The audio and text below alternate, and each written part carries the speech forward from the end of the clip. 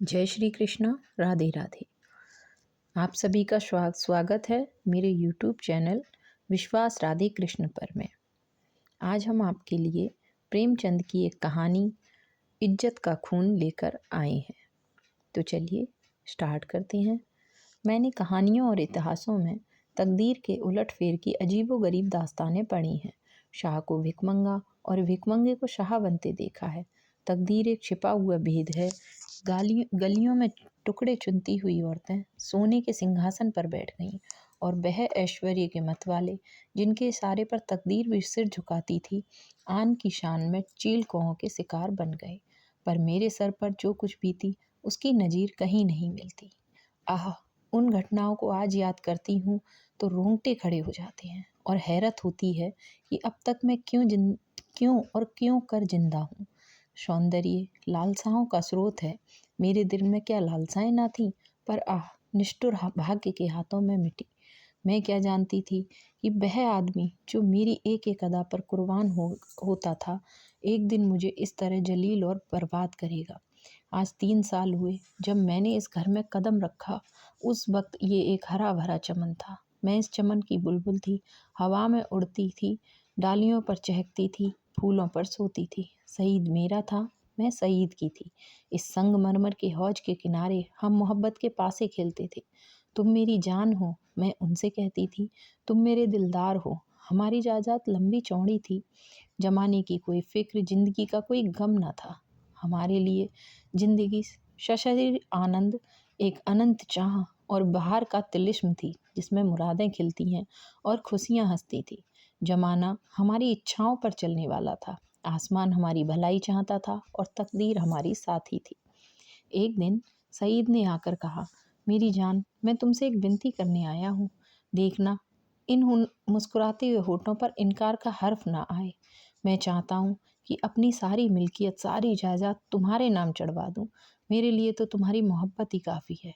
यही मेरे लिए सबसे बड़ी नेमत है।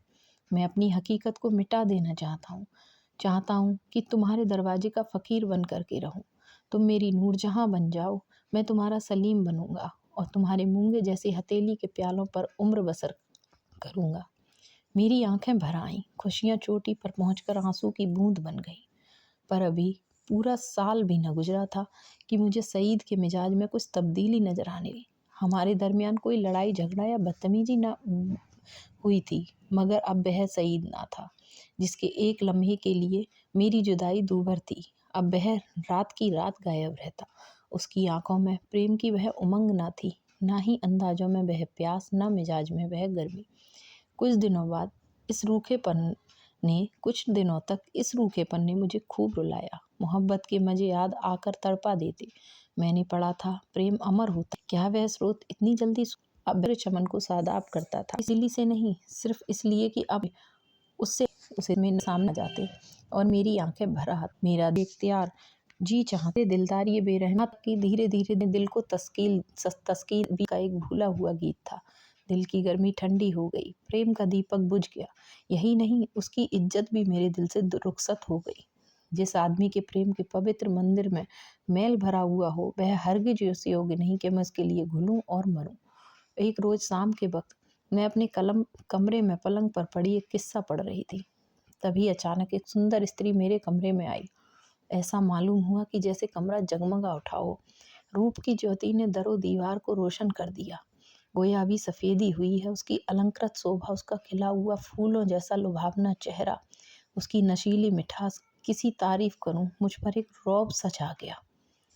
मेरा रूप का घमंड धूल में मिल गया है। मैं आश्चर्य में थी कि ये कौन रमणी है और यहाँ क्यों कर आई। भीख तैयार उठी कि उससे मिलूं और पूछूं कि तभी सईद भी मुस्कुराता हुआ कमरे में आ गया। मैं समझ गई कि ये रमणी उसकी प्रेमिका है। मेरा गर्व जाग उठा। मैं उठी जरूर, पर शान से गर्दन उठाए आंखों में हुस्न के रौब की जगह घृणा का भाव आ बैठा। मेरी आंखों में अब वह रमणी रूप की देवी नहीं, डसने वाली नागिन थी। मैं फिर चारपाई पर बैठ गई और किताब खोलकर सामने रख ली। वह रमणी एक क्षण तक खड़ी मेरी तस्वीरों को देखती रही, तब कमरे से निकली। चलते वक्त उसने एक बार मेरी तरफ देखा। उसकी अंगारे निकल रहे थे, जिनकी किरणों में हिंसा प्रतिशोध की लाली झलक रही थी। मेरे दिल में सवाल पैदा हुआ, सईद इसे यहाँ क्यों लाया? क्या मेरा घमंड तोड़ने के लिए? जायदाद पर मेरा नाम था, पर वह केवल भ्रम था। उस पर अधिकार पूरी तरह सईद का था। नौकर भी उसी को अपना मालिक समझते थे और अक्सर मेरे साथ ढिराई से पेश आते। मैं सब्र के साथ जिंदगी के दिन काट रही थी। जब दिल में उमंगें ना रहीं तो पीड़ा क्यों होती? सावन का महीना था। काली घटा छाई हुई थी और रिमझिम बूंदें पड़ रही थी। बगीचे में हसद का अंधेरा सिहास दरख्तों पर जुगनुओं की चमक ऐसी मालूम होती थी जैसे कि उनके मुंह से चिंगारियां जैसी आहें निकल रही हैं। मैं देर तक हसद का ये तमाशा देखती रही। कीड़े एक साथ चमकते थे और एक साथ बुझ जाते। गोया रोशनी की बाड़ें छूट रही थी। मुझे भी झूला झूलने और गाने का शौक हुआ। मौसम की हालतें हसद के मारे हुए दिलों पर भी जादू कर जाती हैं। बगीचे में एक गोल बंगला था। मैं उसमें आई और बरामदे की एक कड़ी पर झूला डालकर झूलने लगी। मुझे आज मालूम हुआ कि निराशा में भी एक आध्यात्मिक आनंद होता है, जिसका हाल उसको नहीं मालूम जिसकी इच्छाएं पूर्ण हैं। मैं चाव से मल्हार गाने लगी। सावन ब्रह और शोक का महीना है। गीत में एक बेगी हृदय की गाथा की कथा ऐसे दर्द भरे शब्दों को बयान कर गई कि बरबस आंखों से आंसू टपकने लगे। इतने में बाहर से एक लालटेन की रोशनी आई। सईद दोनों चले आ रहे थे। हसीना ने मेरे पास आकर कहा, यहाँ नाच रंग की महफिल सजेगी और शराब के दौर चलेंगे। मैंने घृणा से कहा, मुबारक हो। हसीना, 12 माह से और मल्हार की ताने उड़ेंगी। साजिंदे आ रहे हैं। मैं शौक से, हसीना, तुम्हारा सीना तो हसद से चाक हो जाएगा। सईद ने मुझसे कहा, जुबैदा तुम अपने कमरे में चली जाओ, ये इस वक्त आपे में नहीं है। हसीना ने मेरी तरफ लाल लाल आंखें निकाल कर कहा, मैं तुम्हें अपने पैरों की धूल के बराबर भी नहीं समझती। मुझे फिर जब्त ना रहा। अकड़ कर बोली, और मैं क्या समझती हूँ, एक कुतिया दूसरों की उगली हुई हड्डियां चचोड़ती फिरती है। अब सईद के भी तब तेवर बदले। मेरी तरफ भयानक आंखों से देख कर बोले, जुबैदा तुम्हारे सर पर शैतान तो नहीं सवार है? सईद का ये जुमला मेरे जिगर में चुभ गया। तड़प उठी। जिन होठों से हमेशा मोहब्बत और प्यार की बातें सुनी हो, उन्हीं से ये जहर निकले और बिल्कुल बेकसूर। क्या मैं ऐसी नाचीज और हकीर हो गई हूँ कि एक बाजारू औरत भी मुझे छेड़कर गालियां दे सकती है और फिर मेरा जुबान खोलना मना? मेरे दिल में साल भर में जो बुखार हो रहा था वह उछल पड़ा। मैं झूले से उतर पड़ी और सईद की तरफ शिकायता भरी निगाहों से देख कर बोली, शैतान मेरे सर पर सवार है या तुम्हारे सर पर, इसका फैसला तुम खुद कर सकते हो। सईद, मैं तुमको अब तक शरीफ और गैरत वाला समझती थी। तुम खुद कर सकते हो। बेवफाई की इसका मलाल मुझे ज़रूर था, मगर मैंने सपनों में भी ये नहीं सोचा था कि तुम गैरत से इतने खाली हो कि हया फरोश औरत के पीछे मुझे इस तरह जलील करोगे। इसका बदला तुम्हें खुदा से मिलेगा। हसीना ने तेज होकर कहा, तू मुझे हया फरोश कहती है? मैं बेशक कहती हूँ सईद। और मैं बेगैरत हूँ? मैं बेशक बेगैरत नहीं, सोवदेबाज, मक्कार, पापी, सब कुछ। ये अल्फाज बहुत घिनौने हैं, लेकिन मेरे गुस्से के इजहार के लिए काफ़ी नहीं। मैं ये बातें कह रही थी कि एकाएक सईद के लंबे तगड़े हट्टे कट्टे नौकर ने मेरी दोनों बाहें पकड़ लीं और पलक मारते भर में हसीना ने झूले से उतारकर मुझे बरामदे में एक खंभे से बांध दिया। इस वक्त मेरे दिल में जाने क्या क्या ख्याल आ रहे थे, पर याद नहीं। मेरी आंखों के सामने अंधेरा छा गया था। ऐसा मालूम होता था कि ये तीनों इंसान नहीं, यमदूत हैं। गुस्से की जगह दिल में डर समा गया था। इस वक्त कोई रौबी ताकत मेरे बंधनों को काट देती, मेरे हाथों में आबदार खंजर दे देती, तो जमीन पर बैठकर अपनी जिल्लत और बेकसूर पर आंसू बहाने के सिवाय मैं कुछ ना कर सकती। मुझे ख्याल आता था कि शायद खुदा की तरफ से मुझ पर ये कहर नाजिर हुआ है। शायद मेरी बेनामाजी और बेदीनी की ये सज़ा मिल रही है। मैं अपनी पिछली ज़िंदगी पर निगाह डाल रही थी कि मुझसे कौन सी गलती हुई होगी जिसकी ये सज़ा है। मुझे इस हालत में छोड़कर तीनों सूरतें कमरे में चली गईं। मैंने समझा मेरी सज़ा खत्म हुई, लेकिन ये सब मुझे यूं ही बना रखेंगे? लौंडियाँ मुझे इस हालत में देख लें तो क्या कहें? नहीं, मैं अब इस घर में रहने के काबिल नहीं। मैं सोच रही थी कि रस्सियाँ क्यों कर खोलूं, मगर अफसोस, मुझे नहीं मालूम था कि अभी तक जो मेरी गति हुई है वह आने वाली बेरहमियों का सिर्फ बयाना है। मैं अब तक ना जानती थी कि वह छोटा आदमी कितना बेरहम, कितना कातिल है। मैं अपने दिल से बहस कर रही थी कि अपनी इस जिल्लत मुझ पर कहाँ तक है, और अगर मैं उस हसीना की इन दिल जलाने वाली बातों का जवाब न देती तो क्या ये नौबत ना आती? आती, ज़रूर आती। वह काली नागिन मुझे डसने का इरादा करके चली थी, इसलिए उसने ऐसे दिल दुखाने वाले लहजे में बात शुरू की थी। मैं लान तान करूं और उसे मुझ में जलील करने का बहाना मिल जाए। पानी जोर से बरसने लगा। बौछारों से मेरा सारा शरीर तर हो गया। सामने गहरा अंधेरा था। मैं कान लगाए सुन रही थी कि अंदर क्या मिसकॉट हो रही है, मगर मेह की सनसनाहट के कारण आवाज़ें साफ सुनाई न देती थीं। इतने में लालटेन फिर बरामदे में आई और तीनों डरावनी सूरतें फिर सामने आकर खड़ी हो गईं। अब तक उस खून परी के हाथों में एक पतली सी कमची थी। उसके तेवर देखकर मेरा खून सर्द हो गया। उसकी आंखों में एक खून पीने वाली बहसत, एक कातिल पागलपन दिखाई दे रहा था। मेरी तरफ शरारत भरी नज़रों से देखकर बोली, बेगम साहिबा, मैं तुम्हारी बदजवानियों का ऐसा सबक देना चाहती हूँ जो तुम्हें सारी उम्र याद रहे। और मेरे गुरु ने बतलाया है कि कमची से ज़्यादा देर तक ठहरने वाला कोई सबक नहीं होता। ये कहकर उस जालिम ने मेरी पीठ पर एक कमची जोर से मारी। मैं तिलमिला गई। मुझे मालूम हुआ कि किसी ने पीठ पर आग की चिंगारी रख दी। मुझसे जब्द ना हो सका। माँ बाप ने कभी फूल की छड़ी से भी ना मारा था। जोर से चीखें मारकर रोने लगी। स्वाभिमान, लज्जा सब लुप्त हो गई। कमची की डरावनी और रोशन असलियत के सामने सब भावनाएं गायब हो गईं। उन हिंदू देवियों के दिल शायद लोहे के होते होंगे जो अपनी आन पर आग में कूद पड़ती थीं। मेरे दिल पर तो इस वक्त यही ख्याल छाया हुआ था कि इस मुसीबत से कैसे छुटकारा हो। सही तस्वीर की तरह खामोश पड़ा था। मैं उसकी तरफ फरियाद की आंखों से देखकर बड़ी विनती के स्वर में बोली, सईद, खुदा के लिए मुझे इस जालिम से बचाओ। मैं तुम्हारे पैरों में पड़ती हूँ। तुम मुझे जहर दे दो, खंजर से गर्दन काट लो, लेकिन ये मुसीबतें सहने की मुझ में ताब नहीं। उन दिलजोइयों को याद करो, मेरी मोहब्बत को याद करो। उसी के सदके इस वक्त मुझे इस अजाब से बचाओ। खुदा तुम्हें इसका इनाम देगा। सईद इन बातों से कुछ पिघला। हसीना की तरफ डरी हुई आंखों से देखकर बोला, जरीना, मेरे कहने से अब जाने दो। मेरी खातिर से इन पर रहम करो। जरीना तेवर बदल कर बोली, तुम्हारी खातिर से सब कुछ कर सकती हूँ, गालियाँ नहीं बर्दाश्त कर सकती। सईद, क्या अभी तुम्हारे ख्याल में गालियों की सज़ा काफ़ी नहीं हुई? जरीना, तब तो आपने मेरी इज्जत की खूब कद्र की। मैंने रानियों की चिलमचियाँ उठवाई हैं, ये बेगम साहिबा हैं किस ख्याल में? मैं इसे अगर कुछ छुरी से काटूं तब भी इसकी बदजमानियों की सज़ा काफ़ी ना होगी। सईद, मुझसे अब ये जुल्म नहीं देखा जाता। जरीना, आंखें बंद कर लो। सईद, जरीना, गुस्सा ना दिलाओ। मैं अब कहता हूँ, इन्हें माफ़ करो। जरीना ने सईद को ऐसी हिकारत भरी आंखों से देखा गोया वह उसका गुलाम है। खुदा जाने उस पर उसने क्या मंतन मार दिया कि उसने खानदानी गैरत और बड़ाई और इंसानियत का जरा भी एहसास बाकी ना रहा।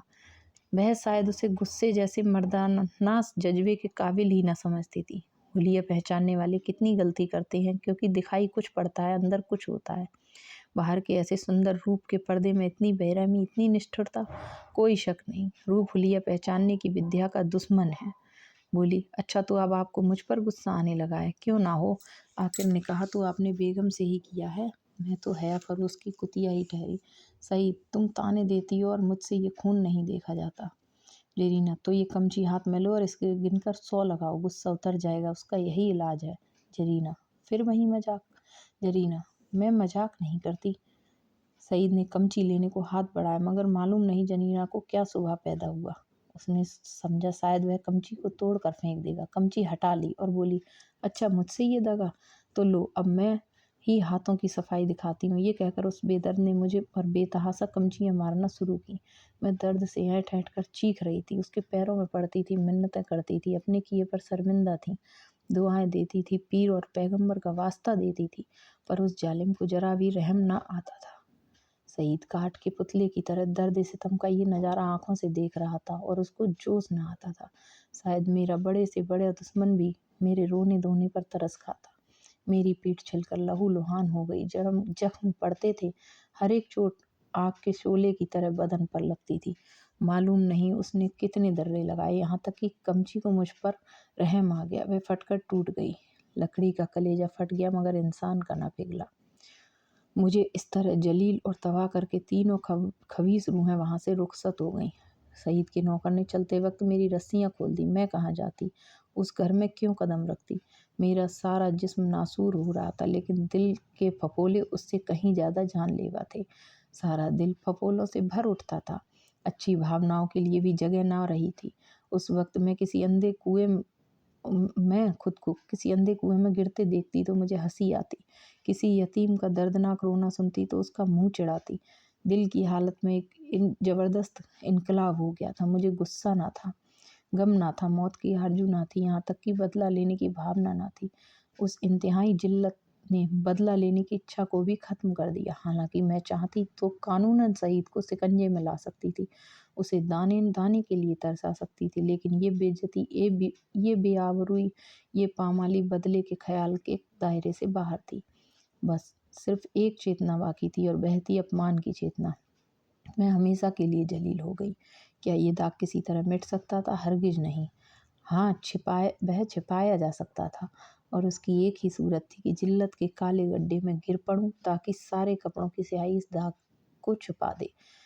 क्या इस घर से बियावन अच्छा नहीं, जिसके पैंदे में एक बड़ा छेद हो गया हो? इस हालत में यही दलील मुझ पर छा गई। मैंने अपनी तबाही को और भी मुकम्मल, अपनी जिल्लत को और भी गहरा, आने काले चेहरे को और भी काला करने का पक्का इरादा कर लिया। रात भर मैं वहीं पड़ी, कभी दर्द से कराहती और कभी इन्हीं ख्यालात में उलझी रहती। ये घातक इरादा हर क्षण मजबूत से भी और मजबूत होता जाता था। घर में किसी ने मेरी खबर ना ली। पौ फटते ही मैं बगीचे से बाहर निकल आई। मालूम नहीं मेरी लाज शर्म कहाँ गायब हो गई। जो शख्स समुद्र में गोते खा चुका हो, उसे ताले तलैयों का क्या डर। मैं जो दरो दीवार से शर्माती थी, इस वक्त शहर की गलियों में बेधड़क चली जा रही थी। चोर कहाँ? वहीं जहाँ जिल्लत की कद्र है, जहाँ किसी पर कोई हंसने वाला नहीं, जहाँ बदनामी का बाजार सजा हुआ है, जहाँ हया बिकती है और शर्म लुटती है। इसके तीसरे दिन रूप की मंडी के एक अच्छे हिस्से में एक ऊंचे कोठे पर बैठी हुई मैं उस मंडी की सैर कर रही थी। शाम का वक्त था। नीचे सड़क पर आदमियों की ऐसी भीड़ थी, कंधे से कंधा चलता था। आज सावन का मेला था। लोग साफ सुथरे कपड़े पहनकर कतार की कतार दरिया की तरफ जा रहे थे। हमारे बाजार की बेशकीमती जीन्स भी आज नदी के किनारे सजी हुई थी। कहीं हसीनों के झूले थे, कहीं सावन की मीत। लेकिन मुझे इस बाजार की सैर दरिया के किनारे से ज़्यादा पुरलुप्त मालूम होती थी। ऐसा मालूम होता था कि शहर की और सब सड़कें बंद हो गई हैं। सिर्फ यही तंग गली खुली हुई है, और सबकी निगाहें कोठों की ही तरफ लगी हैं। गोया वह ज़मीन पर नहीं चल रहे हैं, हवा में उड़ना चाहते हैं। हाँ, पढ़े लिखे लोगों को मैंने इतना बेधड़क नहीं पाया। वह भी घूरते थे, मगर कनखियों से। अधेड़ उम्र के लोग सबसे ज़्यादा बेधड़क मालूम होते थे। शायद उनकी मनसा जवानी के जोश को जाहिर करना था। बाजार क्या था? एक लंबा चौड़ा थिएटर था। लोग हंसी दिल लगी करते थे, लुत्फ उठाने के लिए नहीं, हसीनों को सुनाने के लिए। मुंह दूसरी तरफ था, निगाह किसी दूसरी तरफ। बस भांडों और नक्काशों की मजलिस थी। यकायक सदी की फिंटन नजर आई। मैं रोज पर कई बार सैर कर चुकी थी। सईद अच्छे कपड़े पहना अकड़ा हुआ बैठा था। ऐसा सजीला बाका जवान सारे शहर में न था। चेहरे मोहरे से मर्दानापन बरसता था। उसकी आंख एक बार मेरे कोठे की तरफ पड़ी और नीचे झुक गई। उसके चेहरे पर मुर्दनी सी छा गई, जैसे किसी जहरीले सांप ने काट खाया हो। उसने कोचवान से कुछ कहा। दम के दम में फिटन हवा हो गई। उस वक्त उसे देखकर मुझे जो द्वेषपूर्ण प्रसन्नता हुई, उसके सामने उस जानलेवा दर्द की हकीकत ना थी। मैंने जलील होकर उसे जलील कर दिया। यह कटार कमचियों से भी कहीं ज़्यादा तेज थी। उसकी हिम्मत ना थी कि अब मुझसे आंख मिला सके। नहीं, मैंने उसे हरा दिया, उसे उम्र भर के लिए कैद में डाल दिया। इस लाख काल कोठरी से अब उसका निकलना गैर मुमकिन था, क्योंकि उसे अपने खानदान के बड़प्पन का घमंड था। दूसरे दिन भोर में खबर मिली कि किसी कातिल ने मिर्जा सईद का काम तमाम कर दिया। उसकी लाश उसी बगीचे के गोल कमरे में मिली। सीने में गोली लग गई थी। 9 बजे दूसरी खबर सुनाई दी। जरीना को भी किसी ने रात के वक्त कत्ल कर डाला था। उसका सर तन जुदा कर दिया गया। बाद में जांच पड़ताल से मालूम हुआ कि ये दोनों वारदातें सईद के ही हाथों ही। सबसे पहले उसने जरीना को उसके मकान पर कत्ल किया, और तब घर आकर अपने सीने में गोली मारी। इस मर्दाना गैरतमंदी ने सईद की मोहब्बत मेरे दिल में ताज़ा कर दी। शाम के वक्त मैं अपने मकान पर पहुंच गई। अभी मुझे यहाँ से गए सिर्फ 4 दिन गुजरे थे, मगर ऐसा मालूम होता था कि बरसों बाद आई हूँ। दरो दीवार पर हसरत छाई हुई थी। मैंने घर में पाँव रखा तो बरबस सईद की मुस्कुराती हुई सूरत आंखों के सामने आकर खड़ी हो गई। वही मर्दाना हुस्न, वही वाकपन, वही मनोहार की आंखें, बेअख्तियारी मेरी आंखें भर आईं और दिल से एक ठंडी हार निकल गई। गम इसका ना था कि सईद ने क्यों जान दी, नहीं, उस मुजरिमाना बेहसी और रूप के पीछे भागना, इन दोनों बातों को मैं मरते दम तक माफ़ ना करूँगी। गम ये था कि ये पागलपन उसके सर में क्यों समाया। इस वक्त दिल की जो कैफियत है, उससे मैं समझती हूँ कि कुछ दिनों में सईद की बेवफाई और बेरहमी का घाव भर जाएगा। अपनी जिल्लत की याद भी शायद मिट जाए, मगर उस चंद रोज़ा मोहब्बत का नक्श बाकी रहेगा और अब बस यही मेरी ज़िंदगी का सहारा है। तो ये कहानी पूरी हुई, इज्जत का खून। आपको ये कैसी लगी प्लीज़ कमेंट करके बताएं, और अगर आपको ये पसंद आई हो तो प्लीज़ मेरे चैनल को सब्सक्राइब करें। जय श्री कृष्णा, राधे राधे।